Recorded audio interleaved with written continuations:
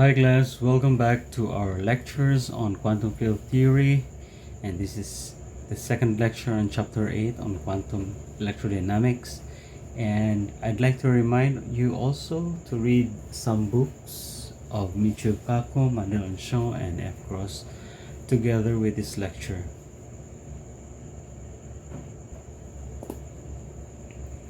So we will do a backtrack lecture. We will go back some slides in our previous lecture. So we start with Feynman rules on QED. And well, I demonstrated or told you about the mathematical description of the Feynman diagrams in the previous lecture, I mean. So for simplicity, we would like to just consider electrons and positrons and photons. And here we use the Dirac states to represent electrons and positrons. So we use this for the particle. That's U, and it's a field representation, but that is dependent on the momentum and spin. That is a particle state of momentum P and spin S. And for an antiparticle, we use this notation. We use the V. That's for the antiparticle or anti-particle of a Dirac. Antiparticle of a Dirac state. So an incoming electron is a spinor state UPS with an arrow pointing in the direction of time flow. So we can use this picture to describe a particle going in with time. So here we have UPS going there, and of course the time is going up in this case. So for an electron leaving an interaction, then you would have this one in that arrow. So that's it. And the notation, you have to remember that when a particle is entering, you have U PS, and for a particle that is leaving the interaction, you have U bar. Of course, the momentum may not be conserved or may not be the same, but yeah, you have to use the U bar if it is a particle that is leaving an interaction. Okay.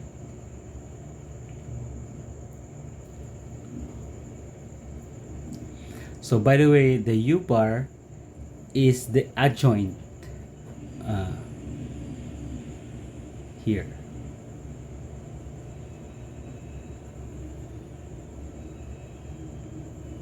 Is the adjoint of U.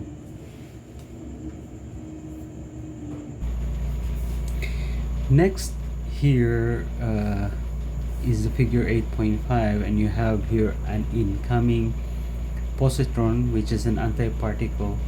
So in this case, this is an antiparticle, so you have to use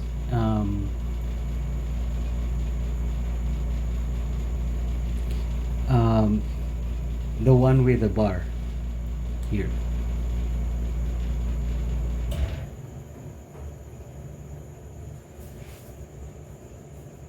And for an outgoing antiparticle, you have to use this one without the bar. So those are the things that you have to remember. For a particle, if it is incoming, that's without a bar. If it's outgoing particle, it's with a bar. And for an antiparticle, if it's incoming, you have to use with the bar. and the outgoing antiparticle is without the bar. So that is because the positron is an antiparticle of the electron.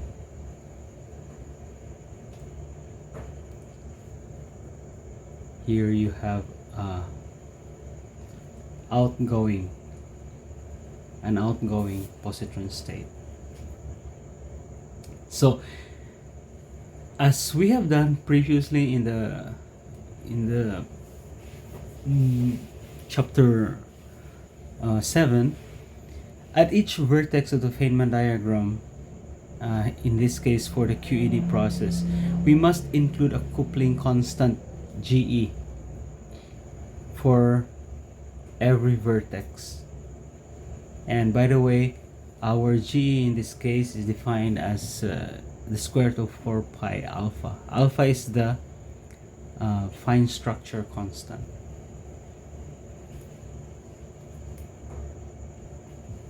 So there must be a term for each vertex of the form like this one. So we need to put that in our calculation. Later on we will see where it is placed in the equation. So next, consider an internal photon line. In this case, you are doing an interaction between two charged particles, Dirac particles in this case. Then you must include an internal line, which is a photon, and this internal line will be the one that is exchanged between two charged particles, and this is characterized by a propagator.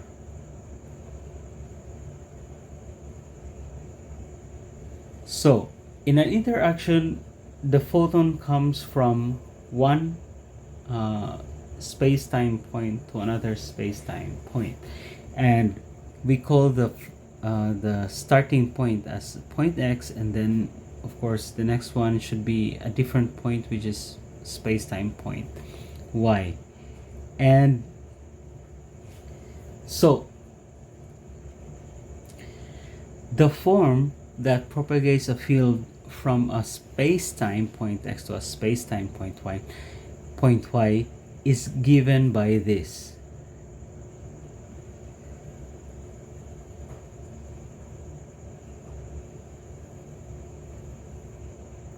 This is the time-ordered vacuum expectation value of the fields, the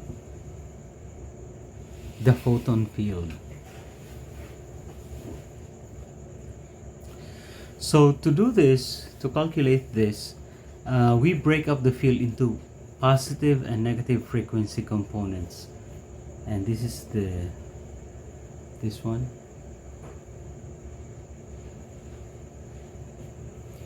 So we break it up into positive and negative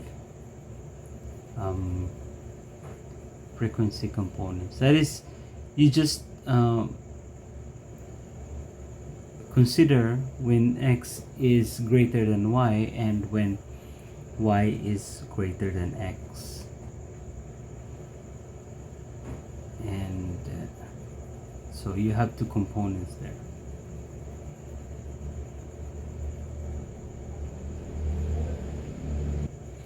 So as you can see, the features of the two components are these. So they are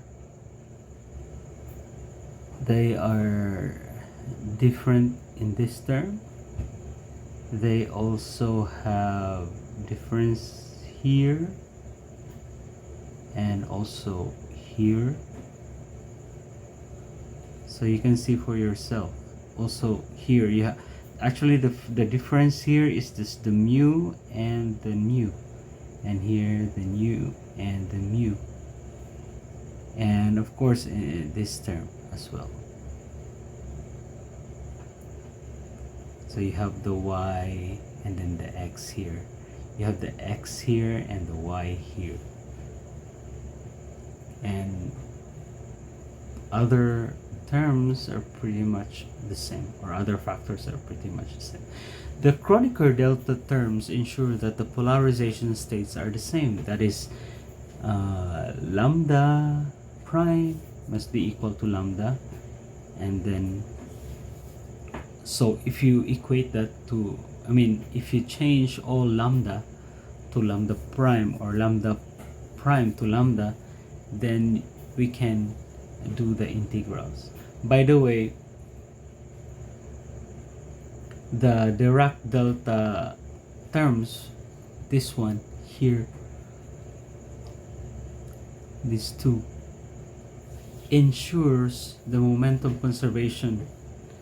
And then, so if you can, this will only have value when p is equal to p prime,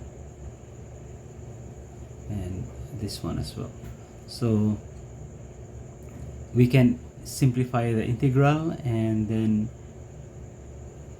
the propagator will simplify to this.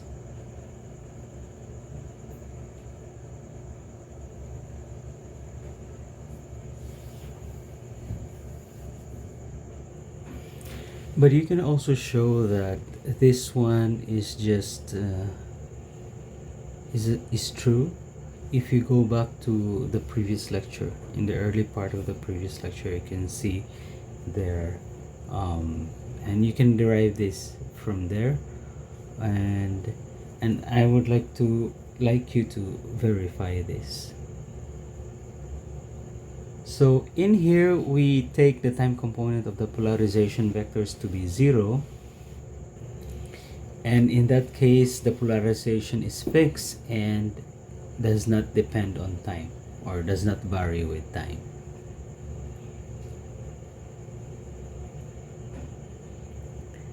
Then we define P mu nu as this one,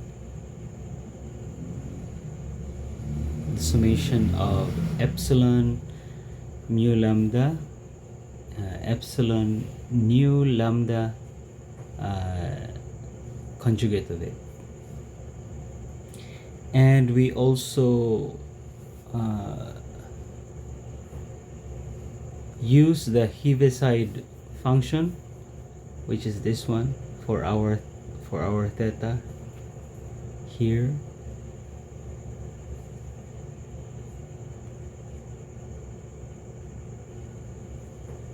So this one will be changed to P, and this one will be using here the Heaviside function. And then now the photon propagator can be written as can be shown in this expression. So again, you have to verify this as part of your research.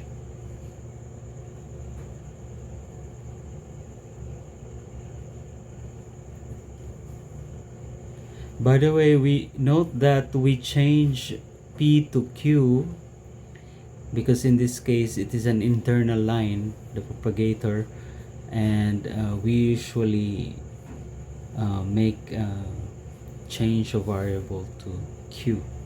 Q is the preferred momentum in the internal lines. And this one will, of course, if you do the integral, will reduce to this. Again, you have to calculate this.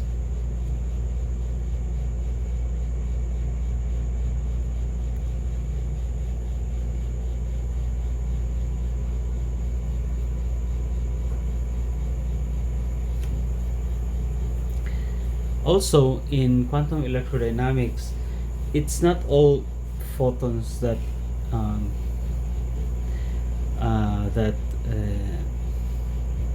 propagates.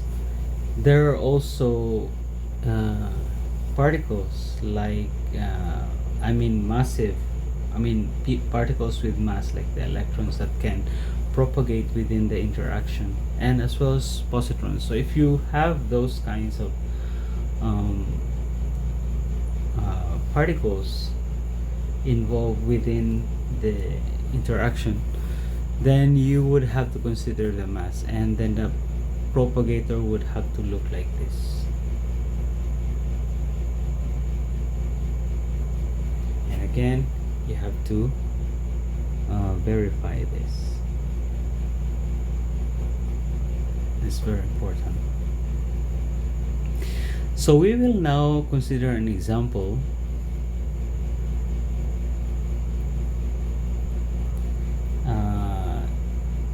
of calculating Feynman diagram.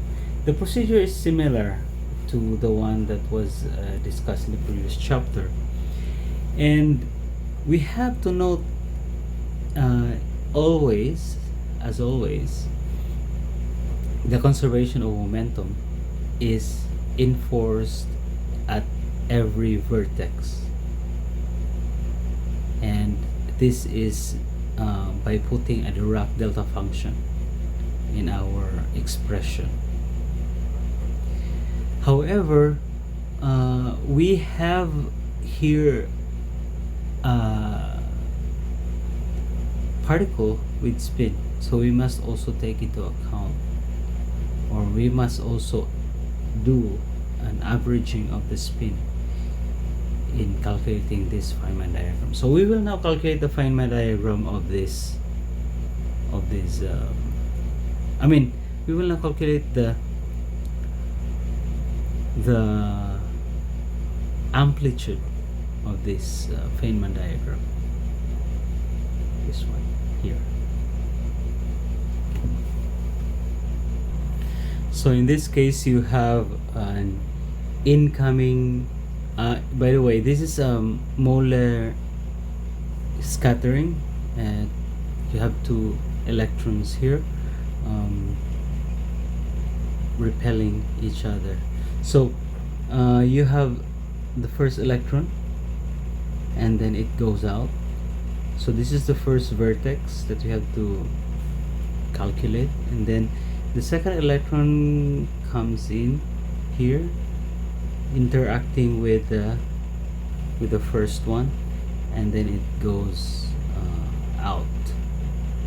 Of course, the momentum there is from P2 you have a momentum that is going to P4, and then here you have a momentum P1 going to P3. And of course you have S1. The spin would be different.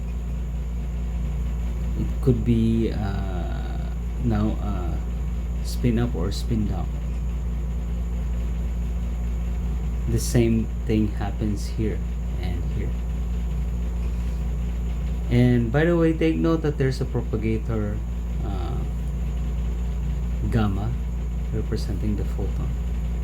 So let us now calculate the amplitude for this particular Feynman diagram. So for the first vertex, you have involving three particles. The one going in, the propagator gamma, and then you also have the one going out.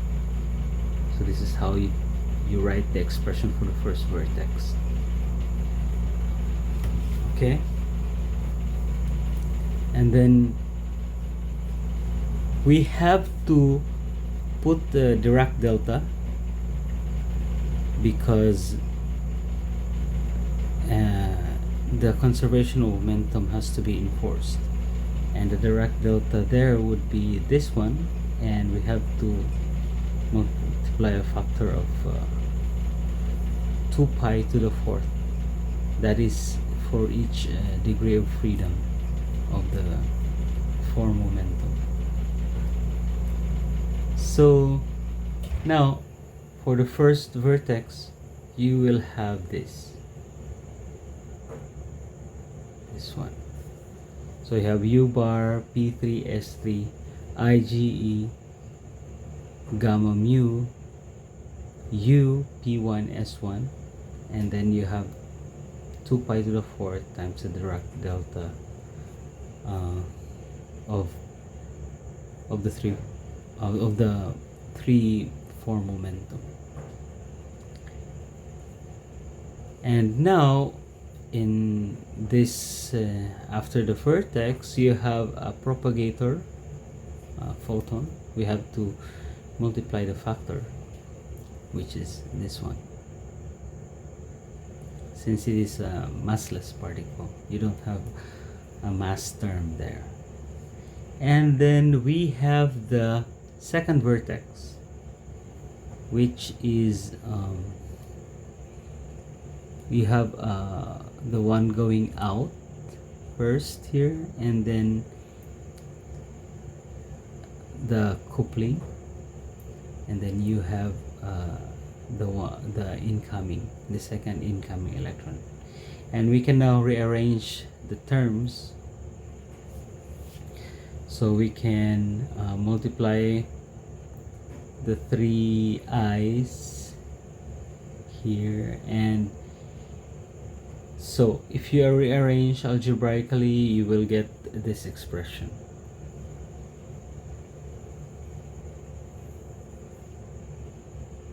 By the way, you have to remember that the mu here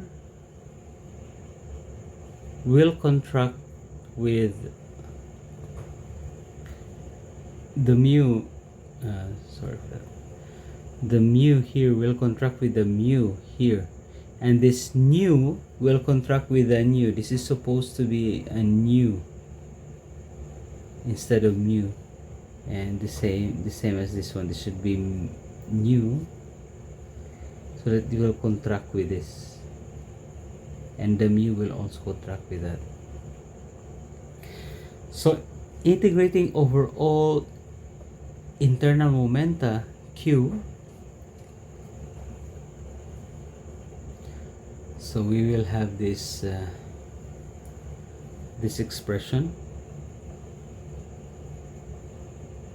We integrate the expression over all internal momenta q, because we don't know the value of q. We just know that photon is changed, but the momentum could be of different values at different instances. So since it's involving Dirac delta, then we could change q with p1 minus p3, and so you will have the expression here, this one. So that's the integral, and so everything would be given by this.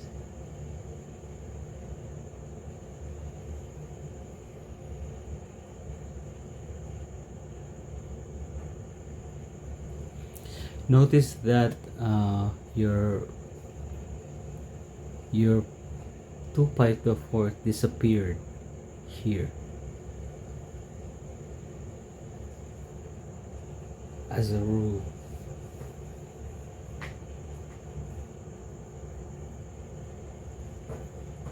So that's the amplitude for that particular Feynman diagram of the molar scattering. But that is not the only Feynman diagram that we have to calculate, because the molar scattering includes another Feynman diagram. It's also one of the lowest order diagram for the molar scattering, and this is when the outgoing particles are exchanged, because you don't know which electron is which that comes out from the 2 incoming electrons that came in before the interaction. So we had to include this diagram. So when you enter an electron here with momentum p1, it comes out as if it is the electron with momentum p3, and then you have an electron coming in with momentum p2 that comes out as an electron with momentum p4. So in that case, the same thing happens, but of course you just have to change some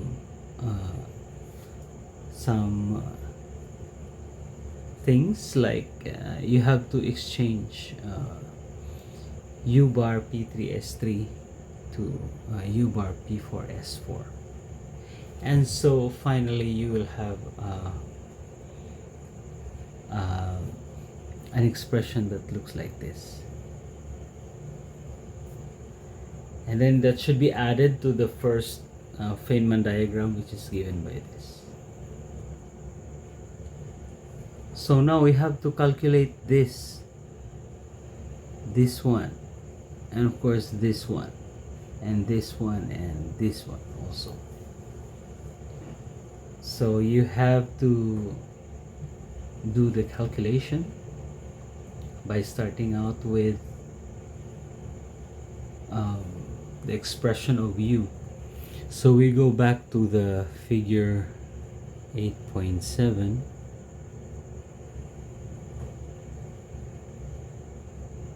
This one.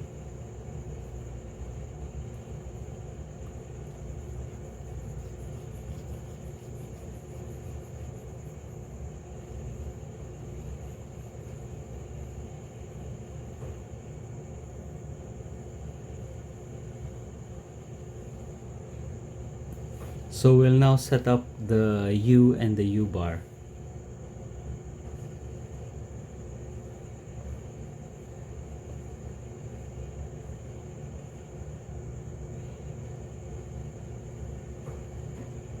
And by the way, in this case of interaction, we have to choose the center of mass frame, in which the two electrons would be going in from, we consider the z-axis to be their path, one coming from the z-axis and the other coming from the negative z-axis with equal momentum. That's the center of mass frame. So it's easy to choose the center of mass frame, and supposing that all particles have a helicity of +1, which means that if the particle is moving along the positive z, its wave function would be of the form this one.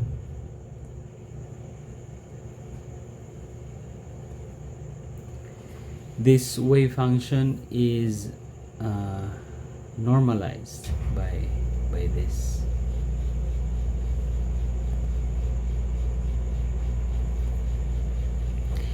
And if the particle is moving toward the negative z-axis, the wave function will also be of the form here. So take a look at their difference. You have, for you have a component 1, 0, p over e plus m 0, and then for the other one coming from the right, you have 0, 1, 0, p over e plus m. Yeah, here is you have considered the mass of the electron, because it's the electron that are interacting.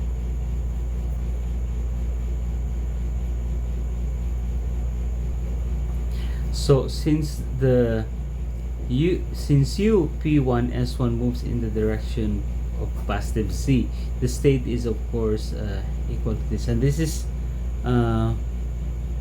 supposed to be p1, but p1 is of course the same as the p2, so we just put them as p.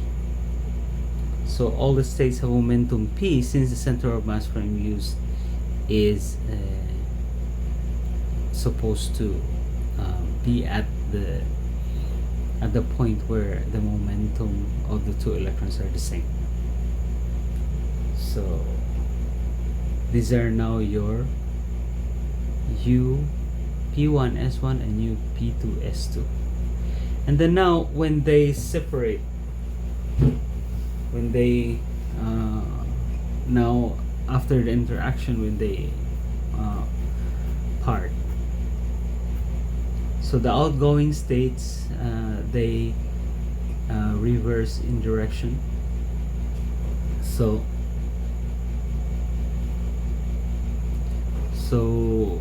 in many previous lectures ago, you can recall that the adjoint is given by this, and so U bar P3 S3 is then this one here, and of course the adjoint is just a column becoming a row matrix in this case. So you have here this one, and since this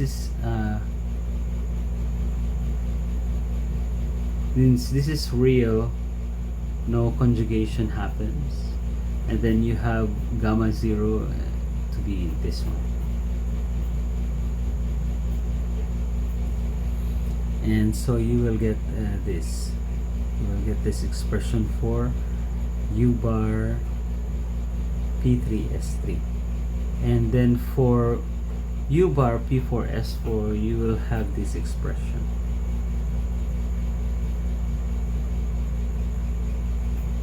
That is if you use the z direction as the path of the beams of the two incoming electrons. So the amplitude of the process as shown in the figure 8.7 is now, it was given by this. You can simplify that. And by the way, we also have to calculate for this.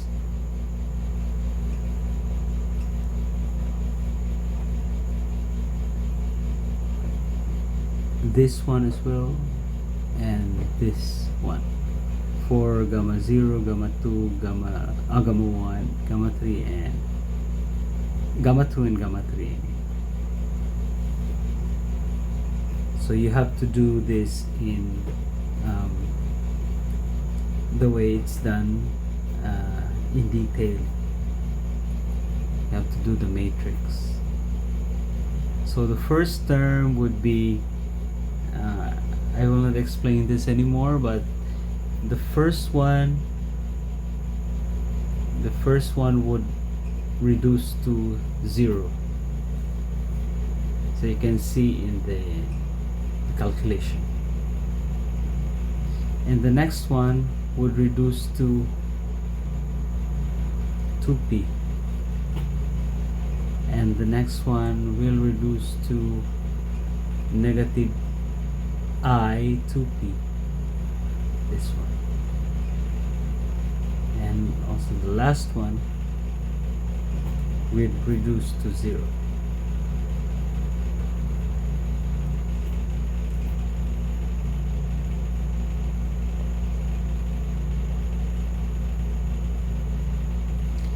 And for this one, for these two wave functions, you can also obtain these relationships, and of course you have to verify that by brute force, the same as we did in the previous 4 slides.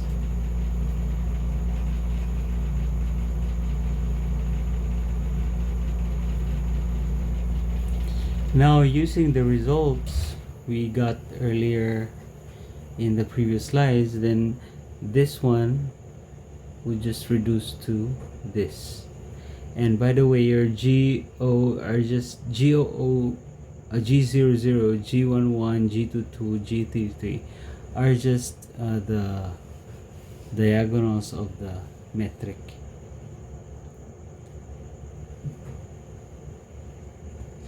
Now for U bar P3S3 gamma mu U P1S1, we obtain this, and so our M will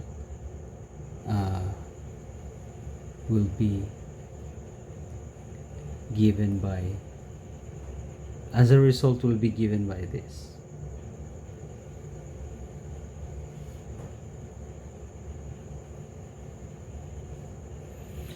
Now, using the energy equation, it can be shown that this expression is just equal to negative 4, P1 minus P3 squared is just equal to negative 4P squared. And so the amplitude becomes a very simple expression to GE squared.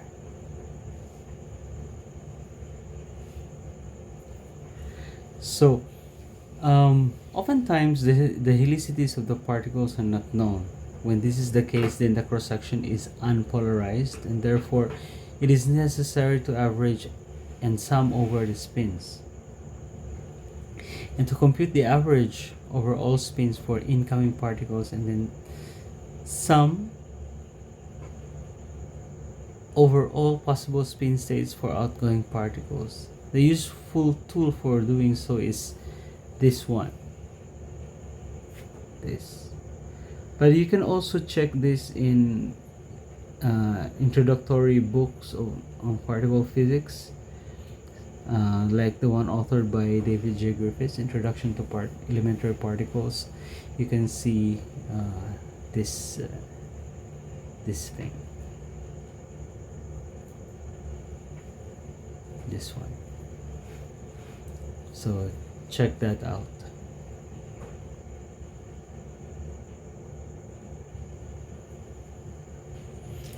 So the next thing we would look at is the Feynman diagram for electron muon scattering. This is the same as the electron scattering or the molar scattering, but in this case you will have to replace one electron with a muon, an incoming muon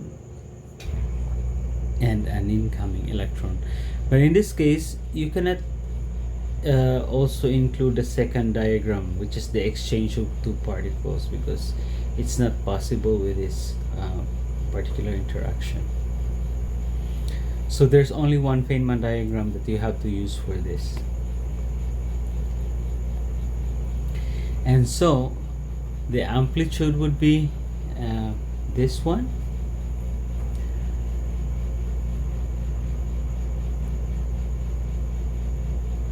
where the UP3 there, you discount the spin at this time, and gamma mu UP1 is due to the electron states, and U bar P4 gamma nu P2 is due to the muon states. By the way, this is again new, so that it will contract with this, and then of course this is mu to contract with that. And so the final amplitude, when summing and averaging over all outgoing and incoming spins, is supposed to look like this. One is for the electron, the other is for the muon, and you have here this one contracting with this one. So the electron term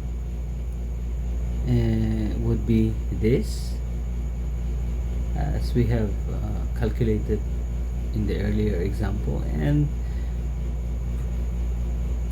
we also by the way, this one can be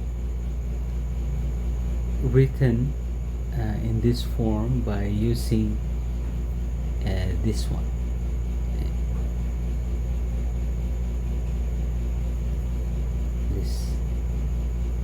This particular spin average. So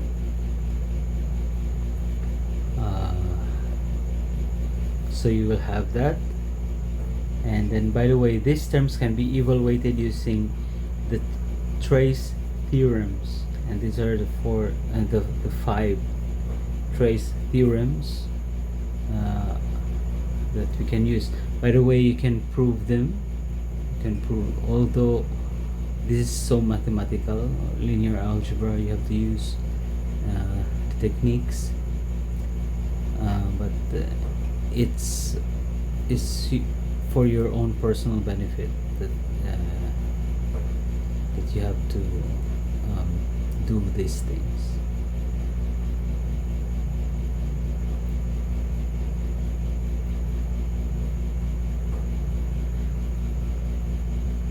So now, if you apply the trace theorem, your L of E mu nu would be given by this. And then, of course, as a partial result to the amplitude, it will be of this form.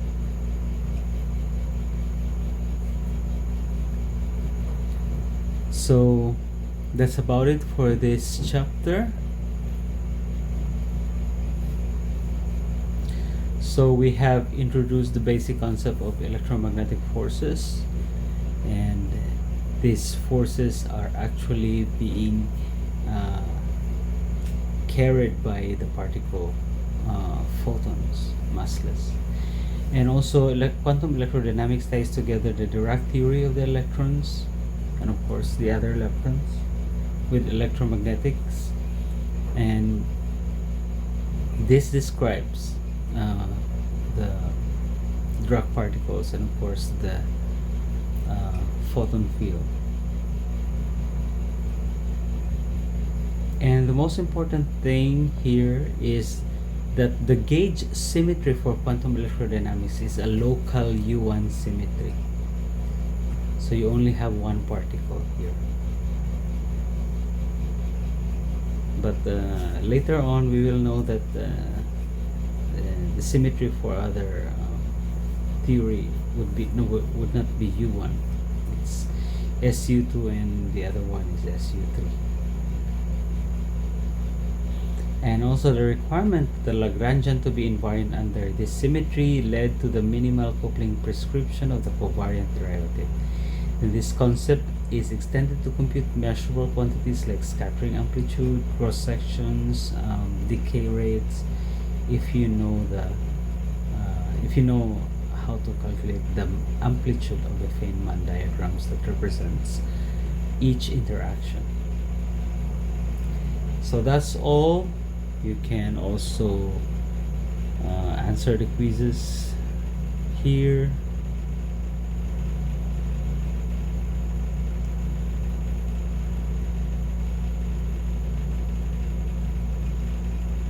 So that's it, guys, for chapter 8, and we will now after this lecture we will now proceed with chapter 9. So see you in the next lecture.